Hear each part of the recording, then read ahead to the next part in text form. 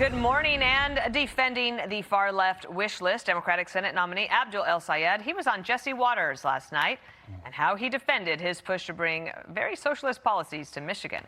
Good morning. I'm Dana Perino. Bill Hemmer is off today. Great to have you with me. Great to be with you as always. That was quite the interview last night. It was. Driving a lot of headlines today.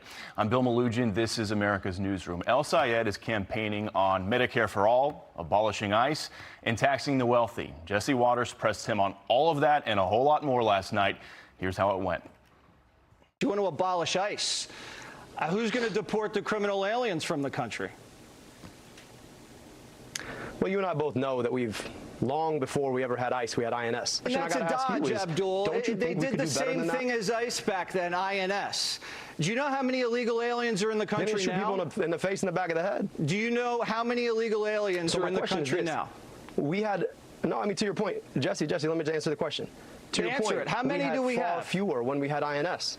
To your answer, we had exactly. far fewer when we had INS, so arguably INS worked a lot better. Abdul, listen, we had twice as many illegals now when we had INS. So to your argument, you have to have the manpower to do it. If you want to do that correlation, we have ICE now, and we have far more undocumented people. So ICE is clearly not working. Billionaires don't make their money off of their labor. That, I think, is where you head off. Billionaires that make their money off their money.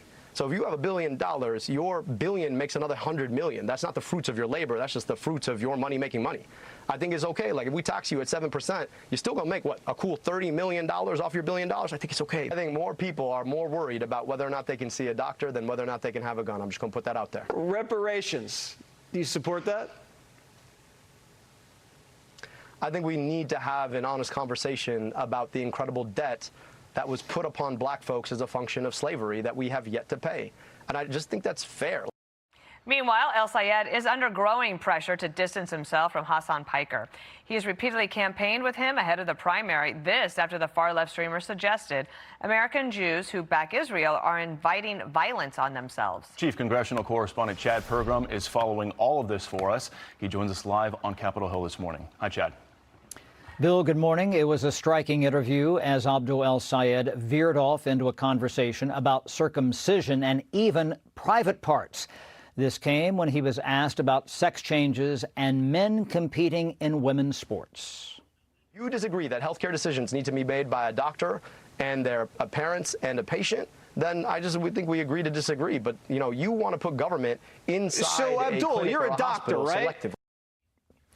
El-Sayed is advocating Medicare for all. He also touted reparations for slavery. Both ideas would cost taxpayers trillions of dollars. El-Sayed also tried to equate canon law from the Catholic Church with Sharia law in Islam. Canon law is the name for Christian law. Nobody is trying to push Sharia law on anyone else, just like I hope nobody is trying to push canon law on anybody else. Republicans will highlight some of what El-Sayed said as part of their effort to show that Democrats are too extreme. This is the most dangerous, radical, and frankly, weird group of candidates I've ever seen in my lifetime. These radicals don't just want new policies. They want to change the very DNA of what it means to be an American. They're coming after our culture, Sean, and that is what makes them dangerous. Michigan is a key state for Democrats. They need to hold it if they hope to flip the Senate. But there's now concern that extreme views like those of El-Sayed could scare mainstream voters who Democrats are trying to court. Bill? Chad Pergram live on Capitol Hill this morning. Chad, thank you. And former Bernie Sanders campaign manager Faiz Shakir and former NRSC senior advisor Matt Whitlock. Great to have you here. Let's talk about the National Republican Senatorial Committee. Do you think that they got some ammo for the Rogers campaign from the interview that El-Sayed did with Jesse last night? I do think so. I think that they are popping bottles at the NRSC and at the Rogers campaign offices. As a Republican strategist, I am so grateful that Abdul El-Sayed took time out of his busy schedule of rage tweeting about things like Usha Vance and testosterone to create more tape for us. I, for one, had no idea he would defend windmills on Lake Michigan, trans surgeries for minors, reparations, a laundry list of issues that open the door to a whole new line of attacks for Republicans between now and November. Incredibly valuable for us. And Faiz, obviously in a general election, El-Sayed and Rogers, they need to find some independent voters who will vote for them. Do you think El-Sayed did that last night in front of Jesse's large audience? Yes, thanks to Fox News for hosting the conversation and allowing, an honest discussion to happen. I mean, too often we reside in our camps and aren't talking to each other. And I thought both Jesse and Abdul were willing to just talk about issues that we often don't see in the American public. And in that, you have a discourse of Medicare for all, you have a discourse of taxing the rich, a concern of a corrupt economic system that I think people can start to wrestle with. You may disagree with Abdul on many things,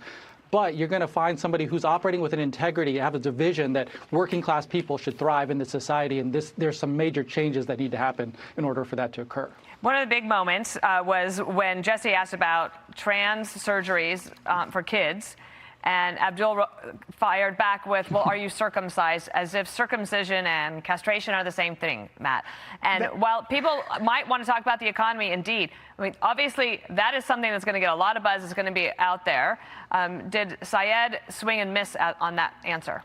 He absolutely did. I actually scrolled around sort of lefty Twitter this morning before coming on, and I was amazed to see how many liberals were either cringing or saying downright, that's not the right answer there. Because one, as a doctor, you'd hope he knows the difference between circumcision and permanent sex change operations. But there really was something for everyone last night. There was the extreme answers on things like that and allowing men and women's sports, but also on the economic issues. He had no idea how much his Medicare for All plan would cost. He has no idea about the fact that he would be limiting your own ability to choose your health care plan with a number of his defenses last night. So I just think it was an all-around mess. I failed to see anything positive that he got out of that. Before I turn to Hassan Piker, I want to get to that next, but is there anything that you, Faiz, would recommend Sayed try to do to pivot and talk to the independence that he's going to need? He was on a great course on the taxing the rich, and they had a good conversation about if you have $1 billion, have you really earned billions of dollars? Money is making more money. Shouldn't we be able to tax that? For many people out there, they don't even know what $1 billion is. If you had 1 billion seconds, it would be 32 years. 1 million seconds is 12 days. 32 years versus 12 days. So we have extreme wealth in this country, and we got to think about a tax code that gives them tax avoidance, lets them off the hook. That's really important to society if we're going to maintain working class people being able to do well in this country. Okay. Well, it's going to be the race to watch, I think, on the Senate side going forward. Now, let's get to this, because also same Senate race, but a larger issue. Hassan Piker over the weekend, or last Thursday, talking about Jews who support Israel. Watch.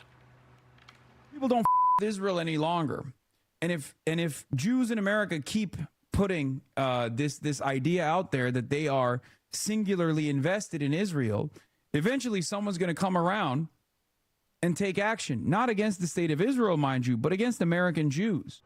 El-Sayed said on X, I want to be crystal clear. Nobody speaks for this campaign besides me and my campaign spokespeople. But Hassan Piker was certainly somebody that helped El-Sayed in the primary, and they are somewhat yoked.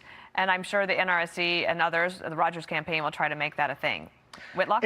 It's interesting how Abdul is trying to distance himself a little bit by dismissing him as a Twitch streamer. He's the Twitch streamer that you were campaigning with on election night in your primary. He's been in the room with you for about every decision that you've made, and these comments are only getting worse. Singing about the death of Charlie Kirk, horrific comments about Jewish people in America, saying America deserved 9/11, condemning black voters. These are things that Abdul needs to unequivocally condemn, and he's not going to be able to do that and distance himself from it by simply trying to sort of navigate and dance around it and suggest he's just a Twitch streamer. He campaigned with him. Mm-hmm. And you see that picture there, Faiz. I just want to read to you from Hakeem Jeffries, the Democratic leader in the House, saying that the malicious claim that American Jews are inviting violence against themselves is dangerous and anti-Semitic. There is zero justification for threats against the safety of our Jewish brothers and sisters at a moment of rising hate. We will fight the cancer of anti-Semitism with the fierce urgency of now. What do you think should happen on this front? The cancel culture is a little bit out of control here. We're seeing everybody want to say, hey, in a free society, we can't let certain people talk. I'm old enough to remember, you remember Donald Trump's campaign. Nick Fuentes doesn't speak for me, and he didn't speak for him. There's a person who's online who happens to have a view. Jake Lang, he's out there doing all these horrific things. Does he speak for the president? No, he doesn't. There are people who are loving the attention. I'm sure Hassan Piker has gained hundreds of thousands of views because Fox News is allowing him to get more attention, but he isn't on the ballot. Abdul speaks for Abdul, Donald Trump speaks for Donald Trump, and in a free society, we allow a discourse to occur without telling them they're canceled. I think it's different. I hear your point, but I definitely think that there is a difference, and that the Democrats see it. This is not. I didn't come up with Hakeem's statement; they did. Hey guys, love having you on the show. Thank you, Dana. Faiz Thank you, and Dana. Whitlock, have a great day. Be sure to like and subscribe for all the Fox News latest on YouTube and catch full shows streaming now on Fox One.